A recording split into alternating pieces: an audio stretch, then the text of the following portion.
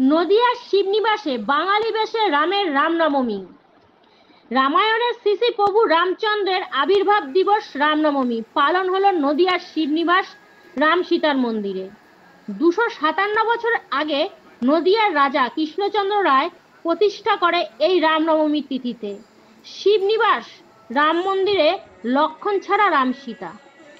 এই মন্দিরে রামচন্দ্রের রাজার মতো পোশাক পরে নেই, বাঙালি বেশে ধুতি উত্তরীয় পরে হাতে তীর ধনুক নিয়ে বসে আছে বাঙালি বেশে, কালো কোষ্ঠী পাথরে।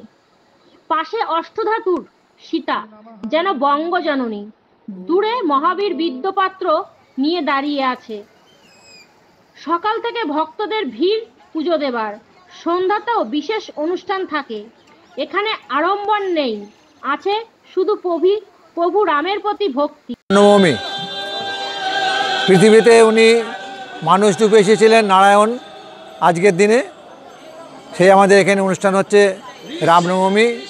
নদিয়ার ধীরাজ মহারাজ কৃষ্ণচন্দ্রের প্রতিষ্ঠিত এই রামচন্দ্রের মন্দিরে আজকে 257 বছর ধরে এই মন্দির প্রতিষ্ঠা। তখন থেকেই এই রামনবমী উদযাপন হচ্ছে।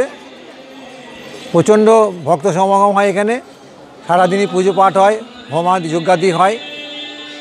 প্রভুর কাছে সবাই পুষ্পাঞ্জলি দেন এবং সকলের শেষে প্রভুর প্রসাদ গ্রহণ করে তারা নিজের বাড়ি যায়। এর মধ্যে মহারাজ নদিয়া রাজা করেছেন কেন তিনি জানেন আর রামজি জানেন।